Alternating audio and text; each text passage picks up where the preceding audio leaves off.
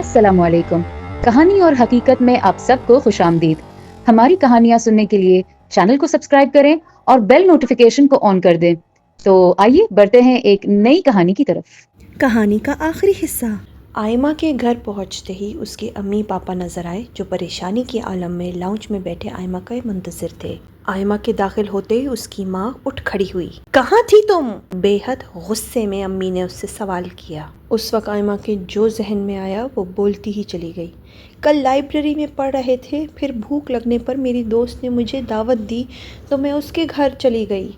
फिर हम बातों में लग गए। अचानक उसकी बहन पहली मंजिल से नीचे गिर गई। घर में खूब चीखो पुकार हुआ और उसके पेरेंट्स उस बच्ची को हॉस्पिटल लेके भागे।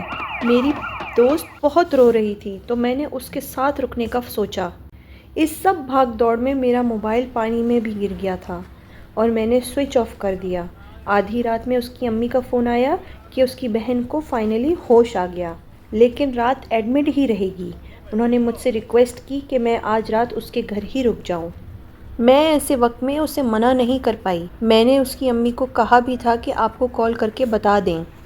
क्या उनका फ़ोन नहीं आया आपके पास? उसकी अम्मी बेयकीनी से उसकी बात सुन रही थी।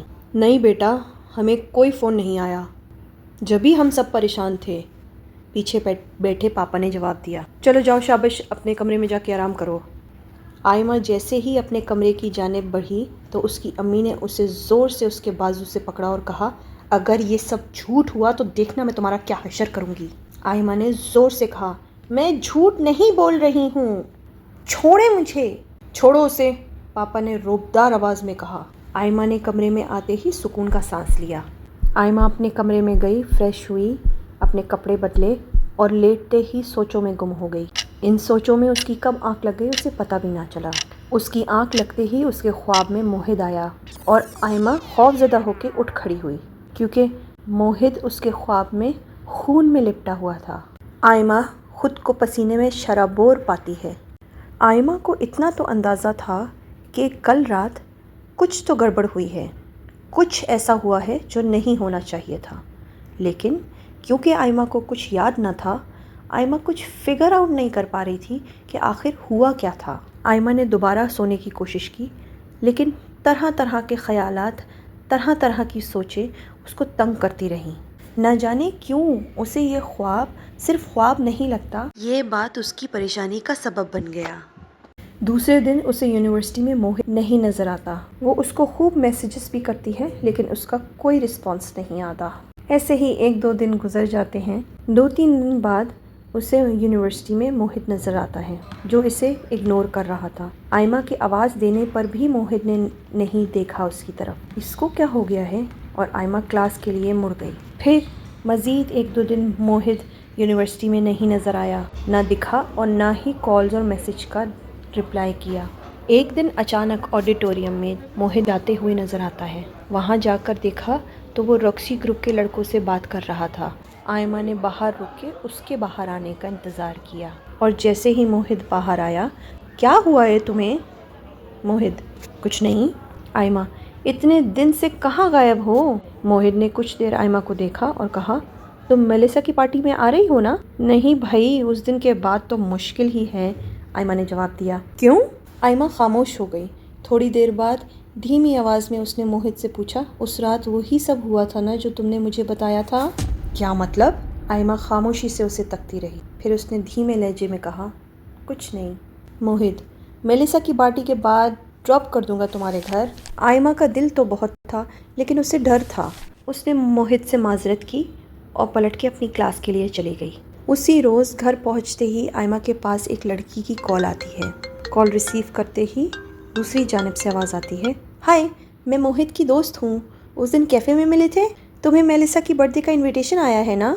आयमा ने गड़बड़ाते हुए कहा, हाँ, पर तुम्हें कैसे पता? मोहित ने बताया, और कौन बताएगा? ओह अच्छा। दूसरी जानिब से उसने पूछा, तो तुम आ रही हो ना? आयमा ने जवाब दिया, नहीं, मैं नहीं आ रही। दूसरी जानिब से रक्षी ने पूछा, क्यों? मोहित तो बता रहा था कि तुम उसके साथ आओगी। दरअसल मेरी एक फ्रेंड है जो पार्टी ड्रेसेस का काम करती है, उसका एक बुटीक है। मैं कल मेलिसा की पार्टी के लिए जाऊंगी उसके पास ड्रेसेस देखने के लिए। If you want to join, do let me know. Dress? नहीं, मुझे नहीं ख़रीदना, आयमा ने जवाब दिया। घबराओ मत, it's not too expensive and all, it's for rent. Aima ने सवालिया अंदाज में कहा। रेंट? उसने जवाब दिया। हाँ, 2 दिन के लिए कपड़े लेते हैं और उसका रेंट पे करते हैं, और कपड़े लौटाने पर वो कुछ रकम वापस भी करती है। So you still don't want to join? Ayma का दिल ललचाया। अच्छा, मैं तुम्हें सोच के बताती हूँ, ओके बाय। और भागती हुई आयमा पापा के पास गई। पापा, मेरी एक क्लास फेलो की बर्थडे पार्टी है, सबको बुलाया है, प्लीज़ मैं भी जाऊँ? इतनी बड़ी बच्चियों की भी बर्थडे पार्टीज होती हैं? पापा ने हंसते हुए पूछा। भाई पापा, मजाक ना करें प्लीज़, मुझे जाने देना। कब और कहाँ जाना है? पापा ने पूछा। अरे आप इस सब की फिक्र ना करें, मुझे पैसे दे दें एक ड्रेस और एक गिफ्ट के लिए, प्लीज़ पापा। बहुत मिन्नतों के बाद उसके पापा माने थे, और इसी शर्त पे माने थे कि आयमा को कॉलेज से पापा लेंगे और ड्रॉप भी पापा करेंगे, जबकि कॉलेज से आगे वो अपनी दोस्त के साथ जाएगी। दूसरे दिन फ़ौरन आयमा उस लड़की के साथ उस बुटीक चली गई जहाँ रेंट पर ड्रेस मिलते हैं। आयमा ने बेशुमार ड्रेस ट्राई किए और उसकी दोस्त ने उसकी बेशुमार तस्वीरें लीं। यार, उस दिन कैफ़े में तुम बड़ी एटीट्यूड वाली लग रही थी, तुम तो बहुत फ्रेंडली हो, दोनों हंसने लगी। आखिरकार एक रेड ड्रेस आयमा ने पसंद कर ही लिया। पार्टी की सारी सेटिंग हो गई थी और पार्टी वाले दिन आयमा कॉलेज चली गई, और वैसे ही वॉशरूम में तैयार हुई, मोहिब ने उसे पिक किया। दोनों एक साथ सुनसान रास्ते पर निकल गए। ये कहाँ आ गए? तुमने तो कहा था रेस्टोरेंट में है। मोहिब, हाँ लेकिन थोड़ी अलग जगह होती है ना। एक बड़ी सी इमारत पर जाकर गाड़ी रुकी और मोहित गाड़ी से उतर गया। चलो। आयमा उजलत में गाड़ी से उतरी और मोहित के पीछे पीछे भागी। अंदर जाते ही मोहित ने आयमा का नाम लिखवाया और अपने फ्रेंड्स को कॉल करके बुला लिया। आयमा ने खूब इंजॉय किया। एक लड़की मुसलसल आयमा की फ़ोटोज़ ले रही थी। तुम मोहित की गर्लफ्रेंड हो? आयमा ने कहा। मैं नहीं, मोहित ने कहा है। उसने अनसुना कर दिया और डांस पे मशगूल हो गई। आयमा ने उस दिन खूब खाया पिया, खूब इंजॉय किया, बहुत ज़्यादा डांस किया। फिर मोहित की एक दोस्त ने आकर आयमा को एक ड्रिंक दी और वो उसने बेदहानी में पूरी पी ली। थोड़ी ही देर में आयमा को चक्कर आने लगे और वो चकरा के गिर गई। तकरीबन आधे घंटे बाद उसे होश आया तो वो मोहित के साथ गाड़ी में थी। अपना एड्रेस बताओ, टूटते अल्फाज में आयमा ने कहा। मुझे कॉलेज ले जाओ। कॉलेज पहुंचकर देखा तो गेट बंद था। अब क्या करोगी? मोहित ने पूछा। तुम मुझे यहीं छोड़ दो, मैं चली जाऊंगी। Are you sure? मोहित जल्दी में लग रहा था। आयमा ने कहा। हाँ हाँ। आयमा लड़खड़ाते हुए कदम से उतर गई और मोहित को अलविदा किया। तुम जाओ, मैं ड्राइवर को बुला लूँगी। और फ़ौरन अपने पापा को कॉल कर दी। बैग से जल्दी जल्दी बोरका निकाला और एक साइड पर बैठ गई। 15 मिनट बाद उसके पापा आ गए। क्या हुआ बेटा? कुछ नहीं पापा, वहाँ म्यूज़िक बहुत तेज़ था तो चक्कर आ रहे हैं। घर पहुँची तो उसकी अम्मी ने डांटना शुरू कर दिया। ये कोई वक्त है घर आने का? इतना मेकअप? तुम गई तो शादी थी। अम्मी आप फिर शुरू हो गई ना, मुझे बहुत नींद आ रही है। ये कहकर आयमा अपने रूम में चली गई। जब उसकी आँख खुली तो उसका सर बहुत ही दर्द कर रहा था। उसने सर दर्द की दवा ली और अपना मोबाइल उठा के स्क्रॉल करने लगी। उसका इनबॉक्स मैसेजेस से भरा पड़ा था। बहुत से मैसेजेस देखने के बाद एक नामालूम नंबर से मैसेज खोला तो आयमा के रोंगटे खड़े हो गए। आयमा की ऐसी ऐसी तस्वीरें देखकर जिनकी सच्चाई पर भी शक हो। ये सब क्या है? ये कौन है? ये क्या हो गया मेरे साथ? आयमा के पैरों तले जैसे ज़मीन ही निकल गई। उसने कांपते हाथों से उस लड़की को फ़ोन किया, रक्षी को, जो उसको ड्रेस दिलवाने के लिए लेके गई थी, क्योंकि उन तस्वीरों में उस दिन की भी तस्वीरें थी। उसको फ़ोन किया, उसने फ़ोन उठाया। हाँ व्हाट्सअप? आयमा ने घबराते हुए कहा। मेरी तस्वीरें तुमने लीक की हैं क्या? उसने बेदहानी से कहा। कौन सी तस्वीरें? उस दिन बुटीक वाली। नहीं, मैं क्यों करूँगी, मेरे पास और भी बहुत सारे काम हैं यार। आयमा ने उससे परेशानी के आले में पूछा। तो ये तस्वीरें कहाँ, किसके पास आए? किसी का मैसेज आया है मेरे पास? रक्षी ने पूछा। किसका मैसेज आया है? क्या बात कर रही हो तुम? आयमा ने जवाब दिया। मेरी पिक्चर्स, बहुत सारी पिक्चर्स किसी ने मुझे सेंड की हैं। पता नहीं क्या, किसका नंबर है मुझे नहीं पता। तुम जानती हो, मैं तुम्हें नंबर सेंड करती हूँ, प्लीज़ मुझे बताओ। रक्षी ने कहा। अच्छा तुम सेंड करो, मैं मालूम करती हूँ। फ़ोन रखते ही आयमा ने उसका नंबर सेंड किया। दूसरी जानिब से रक्षी का मैसेज आया। नहीं, मैं इस नंबर को नहीं जानती। तुम एक काम करो, इससे मैसेज करके पूछो कि ये कौन है। आयमा ने डरते डरते उसे मैसेज किया। तुम कौन हो और क्या चाहते हो? और मेरी ये तस्वीरें तुम्हारे पास क्या कर रही हैं? तुम्हारा इनसे क्या काम? लेकिन उस जानिब से कोई जवाब नहीं आता। फिर अगली कॉल वो मोहित को मिलाती है, लेकिन मोहित की तरफ से कोई जवाब नहीं मौसूल होता। آئمہ پریشانی کے عالم میں چکر کاٹنے لگتی ہے اپنے کمرے کے۔ بہت دیر انتظار کرنے کے بعد آئمہ دوبارہ موہت کو فون کرتی ہے۔ اب کی بار موہت فون ریسیو کر دیتا ہے اور نیند غنودگی میں وہ جواب دیتا ہے، ہیلو کون؟ آئمہ کہتی ہے، جاگ جاؤ، میں آئمہ بول رہی ہوں۔ وہ بے دھیانی سے کہتا ہے، یار اتنی صبح کون فون کرتا ہے، بعد میں بات کرتا ہوں۔ اس پر آئمہ چیخ کر بولتی ہے، نہیں فون نہیں رکھنا، فون نہیں رکھنا، بہت ضروری بات کرنی ہے۔ وہ کہتا ہے، بولو کیا ہے؟ آئمہ اس سے ان پکچرز کا پوچھتی ہے۔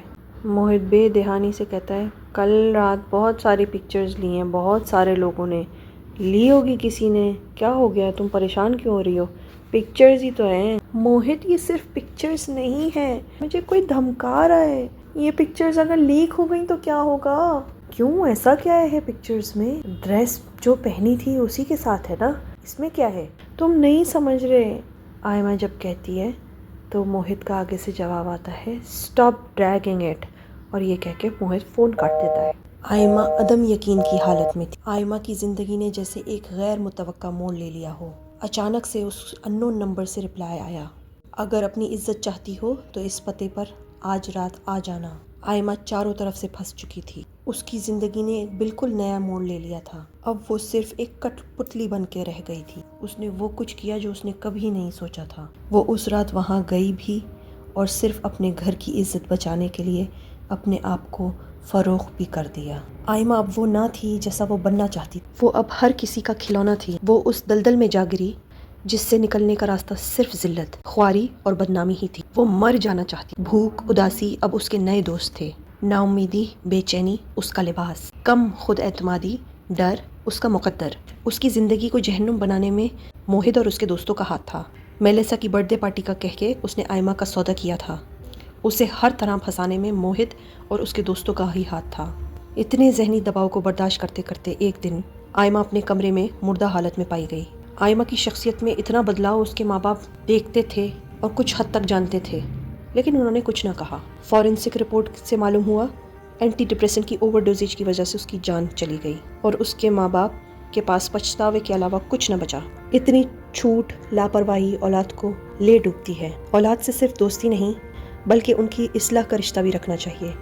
ہر بیجا خواہشات پوری کرنے پر بھی اولاد باغی ہو جاتی ہے اور ان کی خود غرضی، لالچ اور نادانی انہیں لے ڈوبتی ہے۔ آئمہ کے ساتھ بھی یہی ہوا۔ شاید آئمہ اگر اپنے ماں باپ کو ان ساری تصویروں کے بارے میں بتاتی تو اس کی زندگی تھوڑی آسان ہو جاتی۔ جو دور سے چمکتا ہے، پاس جا کے دیکھو تو شیشے کے ٹکڑوں کی طرح چپ جاتا ہے، اور ان کرچیوں کو نکالتے نکالتے اتنے زخمی ہو جاتے ہیں، اتنا خون بہہ جاتا ہے کہ بچنا ناممکن ہو جاتا ہے۔